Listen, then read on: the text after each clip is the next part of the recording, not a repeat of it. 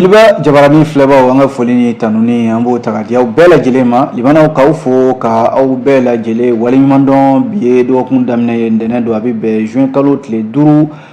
san 2023 an balima cɛ ni muso denmisɛnnin mabakɔrɔba minnu bɛ kan lamɛn arajo Joliba fana sanfɛ Bamako, Segu, Sikaso, Mopti, Gawo, Mali fan 14 bɛɛ lajɛlen fɛ an b'aw fo dantɛ foli na bɔlɔnkɔnɔmɔgɔw an b'a fɔ ɲɛna aw ni ɲankuma kunnafoni sɛbɛnw lakali waati sera an fɛ yan nɔ ladala jɛmukan don min bɛ lase don o don ka daminɛ ntɛnɛn fo ka se juma ma nɛgɛ kanɲɛ 9 mana tɛmɛ ni sanga 30 ye fo ka se a kanɲɛ 10 ma o kuma an b'a fɔ ɲɛna aw bisimila limanaw gafew bɔlen bɛ bi minnu b'an bolo kɔrɔ u bɛ tali kɛ l'indépendant ale bɛ yan nɔ ka taa se Nouvel Horizon ma ale bɛ yan fo ka taa se Soir de Bamako ani le Sursaut ni kunnafoni sɛbɛn damadɔ an bɛna ninnu de kɔnɔ kumaw lakale limanaw aw ka faamuya kama limanaw fasidi sɛbɛn min ni an kama ko l'indépendant limanaw kunnafoni damadɔ de b'a kɔnɔ ayiwa a yɛrɛla k'a fɔ nin waati in na référendum min ni o ye furanjɛla fanga min ni ale wulilen bɛ k'i jɔ ko fo ka sariya sunba falen ayiwa o kɔlataw de bɛ sen na nin waati ninnu na o la sa minnu ko an sɔnna ani minnu ko k'an ma sɔn yɔrɔ yɛrɛ ko fɔ baaraw yɛrɛ daminɛna o daminɛna dɔgɔkun laban yɛrɛ la a kɛra politikimaw ye o a kɛra fasoden jama ye o a kɛra jɛkulu ye bɛɛ kɔni wulilen bɛ k'i jɔ bi walasa i kumakan ka lamɛn ani kɔmɔgɔw ka se k'a f'u ɲɛna min ni o ka taa o bɛ se ka taa fɔ ko a sɔnna n'o ye oui ye walima ni min ko k'a bɛ kala ta ko a ma sɔn n'o ye non ye bɛɛ kɔni bɛ wuli ka jɔ la nin waati in na ka kunnafoni di walasa maaw ka se ka sɔn i ta ma o la sa limanaw jɛkulu damadɔ bɛ yen olu ta fɔ n bɛ yan nɔ a yiralen bɛ k'a fɔ min ye Maître Muntaka Tall n'o ye Sindi faso yiriwatɔn a ɲɛma ayiwa ale ko k'ale bɛ maliden bɛɛ lajɛlen wele bɛɛ ka bɔ ka taa kala ta wa bɛɛ k'a fɔ ko ayiwa i sɔnna min ye référendum ko in ma o de la ayiwa Sindi faso yiriwatɔn dɔgɔkun laban yɛrɛ la Centre international de conférence de Bamako CICB ko ɲɔgɔn ye belebeleba de kɛra yen nɔ ɲɔgɔn ye min ni ayiwa Maître Muntaka Tall a ye wele bila jamana in maaba caman ma ka taa se kunnafondila cɛ ni muso ayiwa bɛɛ lajɛlen fana tun bɛ a ko kɛnɛ kan yen nɔ ɲininkali min kɛra yɔrɔ nin waati in na maa caman bɛ k'a fɔ ko ayiwa furanjɛla fanga ma yamaruya fiyewu ka min ye jamana sariya sunba ko k'a yɛlɛma Maître Muntaka Tall yɔrɔ ale ye sariya dɔnbaa ye ale ye jaabi kɛ o ɲininkali in na a ko n'i ye jateminɛ kɛ sariya sunba min bɛ an bolo sisan a yɛrɛla k'a fɔ hakililajigi don ko ni maaw hakili b'a la juin kalo dɔ tile 2 san 1974 limanaw ko fanga min tun bɛ o waati o fanga in kun ye a damana fanga ye wa fanga min yɛrɛ ni ayiwa maa bɛ se k'a fɔ sɔrɔdasi fanga gundo ale de ye sariya sunba yɛlɛma o fana bɔlen kɔ ye hakililajigi don ko san 1992 limanaw minnu bɛ yen ni olu ye fanga yɛlɛma o fana kun ye furanjɛla fanga de ye ayiwa fanga kun tɛ i n'a fɔ jamanadenw bɔra ka kala ta fanga min ye olu de kɛra sababu ye k'o sariya sunba in fana yɛlɛma Maître Muntaka Tall ko an filɛ ka sariya sunba min laɲini ta ko k'a yɛlɛma ko jamanadenw yɛrɛ de ka laɲini ye nin ye sabu ko Assise nationale de la refondation n'u kama ko ANR ale de ye laɲini kɛ ko ka sariya sunba in ko ka a falen ayiwa jamanadenw ka bɔ ka taa kala ta a ye limanaw ni Maître Muntaka Tall y'o fɔ min ye politique tɔn min n'u kama ko Espoir pour la démocratie et la république o ye politique tɔn kura ye min ye professeur Saliku Sanogo ale ka tɔn don min ye professeur Saliku Sanogo ayiwa ko a fana ye wele bila jamanaden bɛɛ lajɛlen ma juin kalo tile 18 natɔ in ayiwa ko bɛɛ ka bɔ ka taa kala ta ka nin kɔni min n'a fɔ a damana seli de jamanadenw fɛ seli min ni a bɛ kɛ jamana ka yɛrɛma hɔrɔnya ani bɛɛya n'o ye démocratie ye a bɛ kɛ o kɔnɔna la o la ko a n'a wele bila jamanaden bɛɛ ma bɛɛ ka bɔ ka taa kala ta wa bɛɛ k'a fɔ ko an sɔnna n'o ye oui ye limanaw ni kumakan in fɔra kunnafoni kɛnɛ dɔ de senfɛ min kɛra sibiri tɛmɛnen juin kalo tile 3 kunnafonidilaw tɔgɔ la soba la Bamako yan nɔ limanaw min ye fasodenw ka jɛrɛjɛkulu n'o ye société civile maaw ye olu fana Burema Alayi Ture ale fana ye nin a sɛmɛntiya ko a na wele bila fasoden jama fɛn fɛn bɛ ɲɔgɔn sɔrɔ Conseil national de la société civile o kɔnɔna la ko a bɛ wele bila olu fana ma ale ka kuma la ko waati dɔ de sera sisan waati min ni o bɛ tali kɛ bɛn basigi ani bɛɛya sabatili Mali kɔnɔna la o ka kɛ sɔrɔfɛn ye o de la Burema Alayi Ture n'o ye société civile ɲɛmɔgɔba ye a ye fana ye wele bila tɔnden bɛɛ lajɛlen ma n'o ye société civile tɔndenw ye cikan min bɔra da n'a ko a bɛ fɛ maa maa bɛ yen k'i b'i yɛrɛ ye société civile kɔnɔna la bɛɛ ka bɔ juin kalo tile 18 natɔ in bɛɛ ka taa kala ta limana musow ka jɛrɛjɛkulu fana l'indépendant halisa ale ka kunnafoni don ko k'a fɔ musow fana bɔla ka caya o kɛra sibiri tɛmɛnen juin kalo tile 3 limana o dɔwɛrɛ tɛ yɔrɔ campagne de dayɛlɛlen don sisan n'o ye yɛrɛ kofɔ ye bɛɛ kɔni bɛ k'i sɔn nin waati in na mun ye musow fana ye n'o ye k'a fɔ musow ye olu fana minisiri min n'o bɛ muso ni den ni denbaya ka koɲɛ kunna madame Kulubali Fune Wadijɛ Kulubali ale fana de tun bɛ nin ko in ɲɛma madame Wadijɛ Fune Kulubali ale fana y'a yira k'a fɔ ko nin wagati in na musow kɔni ta kɛ bɛ baara fulakɛ de sabu ko kabi furanjɛla fanga in a ye sariya sunba yɛlɛmani ko kuma daminɛ o y'a sɔrɔ musow yɛrɛ bilala ɲɛ ka ban sabu ko musow kun ye ɲɔgɔn ye dɔw boloda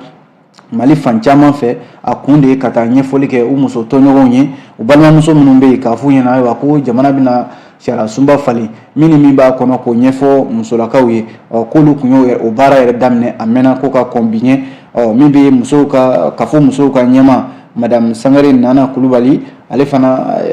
lemana a ye wele bila a balimamusow ma ko k'a fɔ kɔni ye jɛrɛjɛkulu fanga bɛ min na ayiwa Mali kɔnɔna la wa jɛrɛjɛkulu fɔlɔ don musow tɔgɔ la ko a b'a fɔ musow ɲɛna ayiwa don kelen min bɛ yen n'o bilalen bɛ bɛɛ ka taa ayiwa i ka fasodenya yira k'a fɔ ko i sɔnna sariya sunba kura in ma k'o bolodalen bɛ ka bila juin kalo tile 18 natɔ in na lemana minnu bɛ yen n'olu k'u sɔnna olu ka kibaruya k'a datugu l'indépendant kɔnɔ Mali finitigiw fana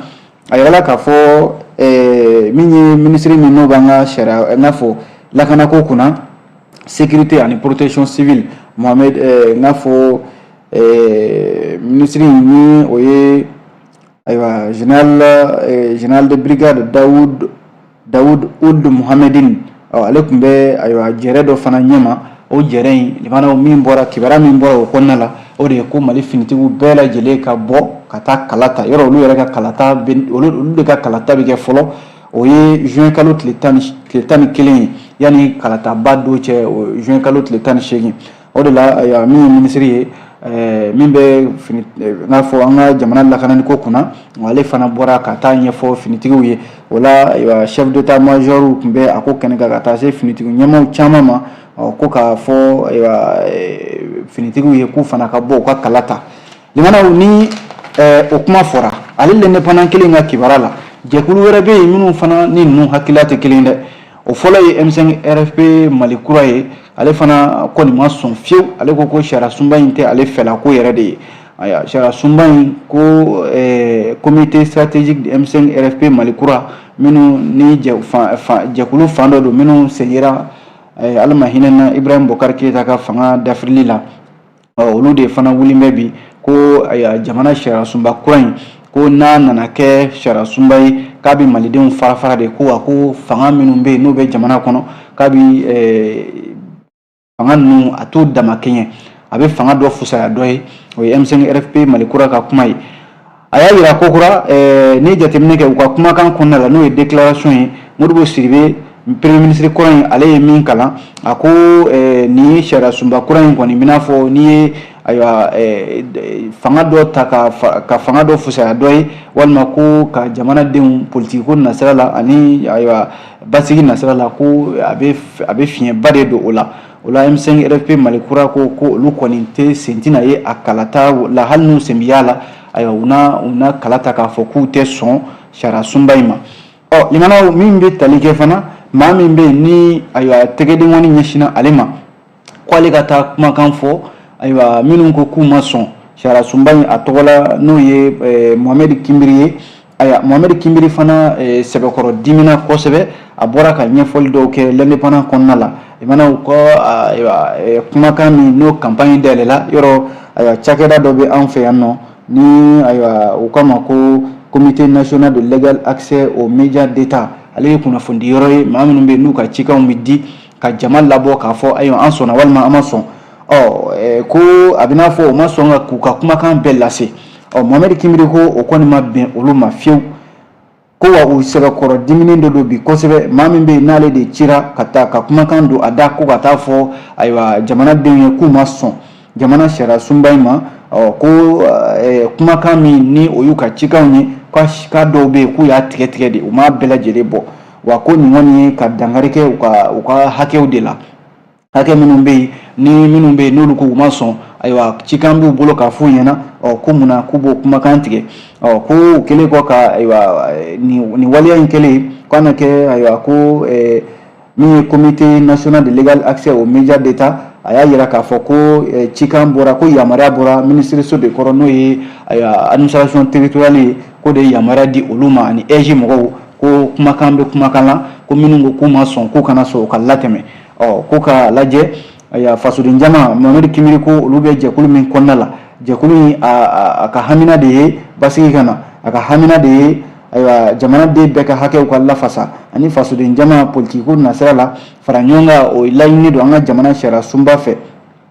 ko k'a ye k'a fɔ ministre min bɛ administration territoriale kunna ani autorité indépendante de gestion des élections EJ k'olu bɛ se ka yamaruya di comité national de légal accès aux médias d'État ma cogo di k'olu ka kumakanw k'olu daminɛ k'a kɛ i n'a fɔ olu y'u damanama de ye ko nin tɛ sira ye k'a fɔ de ko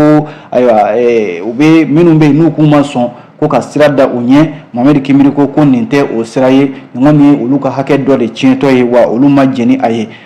min ye comité national de légal accès aux médias d'État k'u ye kumakan min fɔ a kan u ka kumakanw bɛɛ ma latɛmɛ wa ko ayiwa nin kɔni ye sira de ye sira min bɛ kɛ sababu ye ka jamanaden dɔw fusaya dɔ ye ne m'a fɔ ko ka ban ko e ta kɛra a la i b'a fɔ e y'i damanama ye jamana kɔnɔ limanaw minnu ko k'u ma sɔn u ka kumakan ka kun cɛ l'indépendant kɔnɔ o ye min bɛ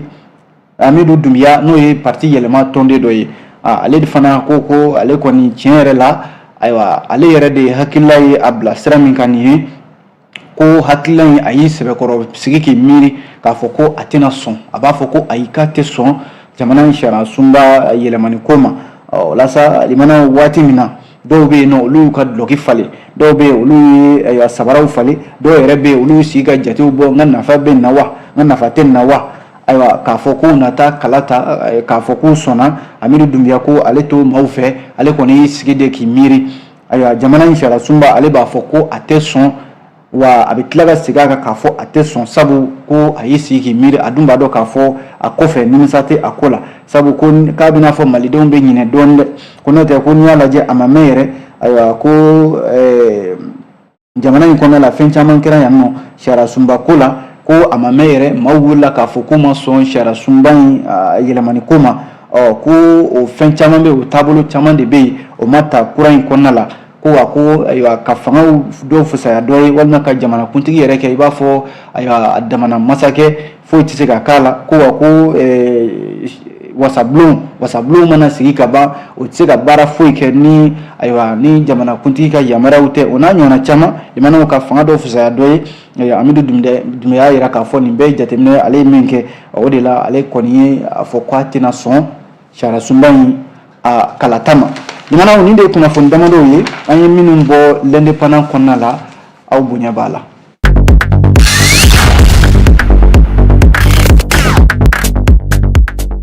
N'an bɔra l'indépendant kɔnɔ fasoden sɛbɛn min n'an k'a ma ko Nouvelle Horizon ale kumana jamana Nouvelle Horizon ko min ye ministre min n'o bɛ ayiwa kuranko ni jiko ani dugu jukɔrɔ nafoloko kunna Lamini Seydou Traoré ko e ko a ma walan sɛbɛn sa wa ko nin kɔni kɛra i b'a fɔ ko Lamini Seydou Traoré a ye walan sɛmɛ dibi yɛrɛ la yɔrɔ dibi min ni énergie bɛ k'o di maaw ma ale yɛrɛ walan sɛmɛ dibi la nka maa caman bɛ k'a yira k'a fɔ ko Lamini Seydou Traoré ko a ye walan sɛmɛ a kɛra balana ko ye ko nka a bɛ n'a fɔ minisiri a ka walan sɛmɛ a yɛrɛ ka fɛla ko tɛ dɛ ko a bɛ n'a fɔ yafa yɛrɛ de kɛra a ma a fɔra ɲɛna de ko a ka walan sɛmɛ o de fɔra ɲɛna fasiri ka kuma don limanaw Nouvelle Horizon y'a jira k'a fɔ ni jateminɛ kɛ yɔrɔ wulikajɔw tugura ɲɔgɔn na kɔsan in na ni maa min tun bɛ Mali kɔnɔna la yan Gawo Mopti a n'a ɲɔgɔnna caman Gawokaw yɛrɛ hali olu tun y'a jira k'a fɔ ko référendum tɛ kɛ olu fɛ yen ni courant ma se olu fɛ yen yɔrɔ ministre min ni o ye colonel major Ismaël Wage ani an ka sɔrɔko ni nafoloko ministre olu taara k'u bɛ taa sariya sunba in ɲɛfɔ ye limanaw olu taara bali jamanadenw na ye k'a fɔ ko u t'u bisimila ni kuranko ma ɲɛnabɔ ye o nɔgɔni fɛ olu kɔni taara ni groupe dɔw ye k'o sigi yen nɔ hali motikaw yɛrɛ fana murutilen bɛ nin waati in na motikaw y'a yira k'a fɔ ko référendum ko kuma min bɛ sen na wa ko hali biennale dɔ kan ka kɛ n'o ye ɲɛnajɛ dɔ ye o bolodalen bɛ ka bila juillet kalo natɔ in na ko référendum ko in n'a bɛ kɛ fo courant ka se olu ma limanaw nin bɛɛ kun kɛra wulikajɔw de ye minnu ye faranjala fanga ɲɛmɔgɔw ka u ɲɛkɔrɔsi kosɛbɛ a ko nana tugu ɲɔgɔn na ministre n'o ye Lamine Seydou Traoré a yirala k'a fɔ ale kɔni foyi ma to a ye fo ka jɔyɔrɔ in n'o ye ministeriya jɔyɔrɔ in ye k'a bila nka dɔw y'a yira k'a fɔ ko wele bilala ma de k'a fɔ a ɲɛna ko a ka walan in sɛmɛ limanaw ni jateminɛ kɛ ko waati dɔ la jamanadenw kun ye a ɲini CNT maaw fɛ ko fo ka ministre in wele ko k'a ɲininka a dalakan na kun jumɛn na kuranko sen tɛ ka kɛ ɲɛnɛbɔlifɛn ye k'a sɔrɔ dun kabi san 2021 ale ministre kelen in de kun ye layidu ta ka kumakan baw fɔ k'a fɔ ayiwa ko kurantigɛ ko Mali n'o tɛna ɲɔgɔn ye bilen o kurantigɛ dɔ de tilala kana fara o kan limanaw maaw yɛrɛ ma deli ka min ɲɔgɔn ye ko munna CNT t'a wele k'a ɲininka a dalakan na ko a na kɛ yɛrɛ CNT kun y'a ɲini koyi ko dɔw yɛrɛ bɛ yen nɔ CNT kɔnɔna la olu y'a ɲini ko fo ka ministre wele ko a na kɛ de ko o ko de ma se ka ɲɛ sɔrɔ kumakan tara cogo min na o bilala ten nka ko lɛtiri a fɔra de k'a ka lɛtiri ci ka taa CNT ma kun jumɛn na ayiwa kurantigɛba in a bɛ sen na halisa ministre a ma ɲɛ min kɔ limanaw ayiwa a kɛra i n'a fɔ ko kɔni a tɛ taa min kɔ a kɛra o ye a fɔra ɲɛna de ko a ka walan sɛmɛ a ka walan bila o la sa limanaw baara dira maa min ma sisan o ye ministre Alfuseni Sanu ale min bɛ sɔrɔ ko ni nafoloko kunna k'a bɛ n'a fɔ nin kɔni ye woso kalaman de ye ayiwa ministre Alfuseni Sanu ale tigɛ kɔnɔna la sabu maa min bɛ société énergie du Mali dɔn nin cakɛda in tiɲɛnen bɛ ka se hakɛ min ma nafoloko gɛlɛya ni baarakɛlaw yɛrɛ kɛn bɛ ka cakɛda in tiɲɛ ka se hakɛ min ma ayiwa Fasi ka kuma don dɛ ko laɲini kun kɛra yɛrɛ ministre in fɛ ko miliyari 6 kɔsa in na k'a mago b'o de la ko ka se ka baara kɛ walima kuran ka se ka na yalima ministre o miliyari 6 in o na sɔrɔ wa ka baara kɛ n'a ye wa limanaw bɛɛ dun b'a dɔn k'a fɔ nin waati laban in na min ye kuranko ye halisa a kurantigɛba a bɛ sen na halisa ko nka ministre limanaw ko Lamine Seydou Traoré ko a kun sulilen taara dɛ Fasi ka kuma don limanaw an ye nin bɔ Fasi 17 Nouvelle Horizon kɔnɔ aw bonya b'a la.